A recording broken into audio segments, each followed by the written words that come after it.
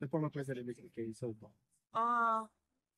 I don't know. I did not see them running, so We're just in a hurry actually because we were afraid to run out of time because the visits are limited. that's good to know. Just to clear things out. Thank you so much. Final question na po siguro, VP, ano? You come here on a different circumstance.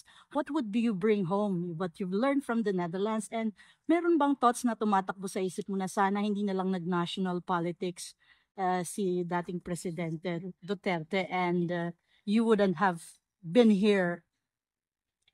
This kind of circumstance. Yeah, on this different circumstance. I really believe that it's futile to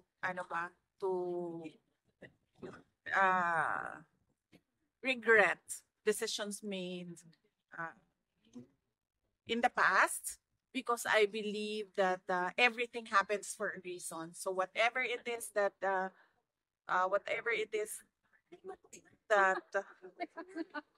Relax na, relax. Okay na, ma'am. Okay na. Relax. whatever it is that happened in the past, I think we should just learn from it and then move forward. So what is my takeaway for the Netherlands? Unang-una, ma'am, ang dami nilang options dito. Meron silang tram. Tram is it, no? It's called tram, no? Yes, meron silang tram, meron silang bus, and then meron silang train, and then they can bike, and then I don't think they can walk, metro. and metro. So that's 6 options for mobility. I choose to walk dito kasi hindi ka pinagpapawisan, malamig siya, so I choose to walk. So that is my choice. But the residents, they have 6 options. In the Philippines, just pahirapan pa yung bus, ma'am. Walang train, walang tram, walang metro, wala lahat. So, alam mo yon. Pag nandito ka, nakikita mo yung kawalan doon sa atin, sa Pilipinas. Yes. But the bureaucracy. Greatest advice or best advice ni former President Duterte say? Like he always says, there is a time for everything. So I think he needs to tell me to take everything at my own pace. As long as I'm doing good, as long as I'm doing no harm. And he left Kit, di ba? Yeah. Na kailangan niya umuwi kasi kailangan niya takutin yung boyfriend. So another reason for him to come home. No. Need to ano bang tawag niya? Okay.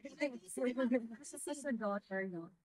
Yung advice sa'yo na pwede rin matutunan ng mga batang hospital mo, mga Pilipinong kabataan, na pwede mo share sa iyong mga kabayan. What advice from him? Yes. Ayun, there is a time for everything. So, growing up, I was always in a hurry. I felt like I was running out of time. My mind was all over the place. I was anxious about so many things. But now that I'm turning 21 in a few days, so I learned to take time to breathe, to slow down, and to just trust in God's time and take everything at my own pace. Are you gonna celebrate your birthday? Yes. Yeah. Advance happy birthday. Thank you. Thank you. I'm not sure, ma'am, because I'm still not familiar with the places here, but we did see tulips on the way here. Yes, ma'am. Thank you, ma'am. Thank you. Thank I will you. look that up. Thank you, ma'am. Thank you very much. Thank you very much. Thank you. Salamat. Yes, always and forever. President always, ma'am. Sarang very, ma'am. Ang sa moisturizer na gina. Under eye. Apoy ako. Student ra. Sa mga Thank you, Mama. Thank you. Salamat. God Ingat bless kayo. you, Ma. Alright mga kababayan, so magre-react po ulit tayo dito sa naging short interview po ni VP Sara at ni Kitty Duterte matapos po nilang mabisita ang dating Pangulong Rodrigo Roa Duterte dito nga po sa loob ng ICC Detention Center. No? So nagpaunlak po si VP Sara at si Kitty Duterte ng konting interview no, kung ano yung naging karanasan nila dito sa Netherlands and also dito nga po sa pagbisita nila kay Tatay Digong. At ayun nga, nakwento nga ni Kitty Duterte na talagang sinulit nila, no? Kumbaga, natatakot sila na masayang yung oras kasi limitado nga lang po yung kanilang oras para bisitahin ang kanilang ama. At si VP Sara naman ay tinanong din no, kung ano yung kanyang thoughts o kaya kung ano ba yung ano niya pagbalik niya ng Pilipinas, ano ba yung kumbaga baon-baon niya na alaala dito sa the Netherlands. So, isa nga doon sa nasabi niya nga, yung mode of transportation, yung sa mga bus, sa mga train, yung mga ways kung paano tayo mag-commute or kung paano tayo pumunta sa isang lugar, papunta sa isa pang lugar. So, napakalaki nga daw po ng kaibahan. Kapag nandyan ka nga daw po sa Netherlands, makikita mo talaga yung kakulangan dito sa ating bansa. Although, ang bansang Pilipinas naman ay meron din namang trains, may mga buses, may mga public utility vehicle, may mga mga jeepneys, mga tricycle or what.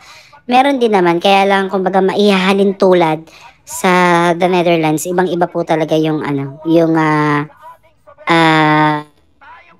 mode of transportation nila dito sa bansa. And hopefully, di ba malay nyo, pagdating ng araw kapag pinalad si VP Sara na maging susunod na Pangulo ng Bansang Pilipinas, malay ninyo, di ba, kahit na hindi man siguro natin maging kapantay ang the Netherlands, kahit man lang siguro na magbago no yung ganitong sistema dito sa Pilipinas kasi talagang napakalaking hirap yan. Isa yan sa mga problema dito sa ating bansa yung transportasyon natin no. Masikip na kalsada at marami pang iba. Sira-sirang kalsada. Alam niyo yun, 'di ba? Alam niyo naman siguro yung mga kababayan, 'di ba? Hindi na maalintana sa inyo sa usaping kalsada, kung mapapansin ninyo, minsan may mga kalsadang sa tingin ninyo parang okay naman, pero bakit binubungkal? Bakit lalo nagkokos ng traffic? Yung mga ganyan ba? Kasi minsan man napapatanong din ako Ito based on my observation. May mga lugar akong nadadaanan. Hindi na lang ako magbibigay ng lugar, pero may mga nadadaanan akong lugar na sa tingin ko naman maayos naman yung kalsada. Pero talagang binubungkal. So, hindi ko alam kung bakit nila ginagawa yun or siguro napag-aralan nila na kailangan talagang ayusin or kumpunihin. So, sa kabilang banda naman mga kababayan, itong last part ng video natin, ito yung nangyaring rally po, peace rally ng mga Duterte supporters na pumunta po, na nag-alay lakad po, magmula po Quiapo, yung iba galing pang Liwasang Bonifacio, yung iba galing pang Cartilla, dyan po sa KKK, dyan po sa may City Hall, papunta po dyan sa Mindiola. So dyan po nagtipon-tipon para magpahayag po ng kanilang saloobin at syempre para makiisa po sa kaarawan po ni dating Pangulong Duterte, yung 80th birthday niya po. So ayan, nakikita niyo po na nagsasalita si Kuya VMR, isa sa mga sikat na vloggers po na sumusuporta po kay dating Pangulong Duterte at siya po ay nagpapahayag ng kanyang saloobin no, sa ating gobyerno sa mga nangyayari ngayon sa ating bansa. So, ayan, hanggang dito na lang muna mga kababayan. Maraming salamat po. Please comment down below kung ano po yung mga opinion ninyo at ano po yung mga suggestion ninyo. Ano ba yung nararamdaman nyo tungkol dito sa mga napapanahong issue sa ating bansa. Maraming salamat po.